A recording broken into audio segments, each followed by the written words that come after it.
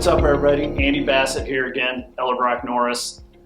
Wanted to kind of continue this series we've been talking about related to COVID-19 and certain things in our industry that we're seeing over time. And I think maybe the last video actually that we shot was about some of the legislative movement we're seeing specific to COVID-19. And I thought I'd actually share a little bit of an update because ironically, our legislative committee met last week. I think it was last week here recently.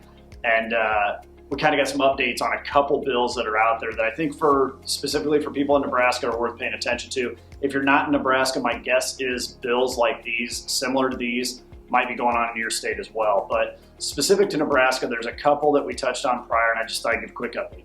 One of them is LB 139, and that is the COVID-19 liability bill that is out there designed to protect businesses and business owners from some of the litigation that may develop as a result of people suggesting they contracted COVID-19 in and out of their involvement in your business.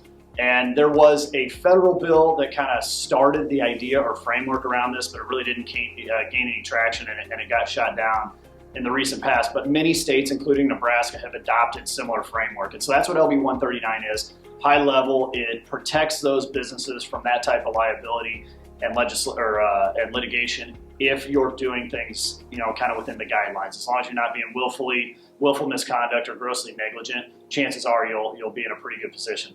So anyway, that bill is looking like it's probably going to pretty easily pass the unicameral in Nebraska, and likely later this year we see that get enacted. So I think that's good news for small business in the state of Nebraska, and so I would encourage you to follow it, pay attention, and know what's coming. The other one we talked about is LB 441, and that is specific to workers' compensation. And what that one was for people in the healthcare industry specifically. If a person contracted COVID-19, normally under the workers' compensation courts in Nebraska, if somebody contracts the disease of ordinary life, the courts have always viewed that as the assumption is that was not contracted in and out of the course of employment, and it would be the burden of that the sick employee to actually prove that it did happen in and out of the course of employment. What 441 was going to do for COVID-19 specifically, and primarily to healthcare workers and a few other essential workers, was to actually flip that and say if somebody did contract COVID-19, that the assumption would be it happened in and out of the course of employment, and it would flip that burden of proof. And that had some certain repercussions that our industry was certainly following and what that would do in the workers' compensation system.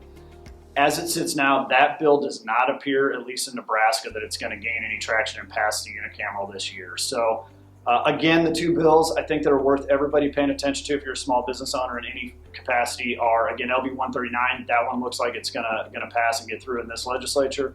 And then LB 441, which does not appear to have the legs that it will need to get passed. But that's a brief, very brief legislative update. Hopefully it allows you to do a little research on your own, kind of follow this and some other bills in our legislature. There's always really important things going on in the state of Nebraska and other states. But at that, it's a Friday when we're shooting this video, so I'm going to say happy Friday. It might not be applicable to whenever you watch this, but go ahead and pretend it's a Friday if it's not. At that, again, Andy Bassett with Ellerbrock-Norris. Thanks for joining us. See you.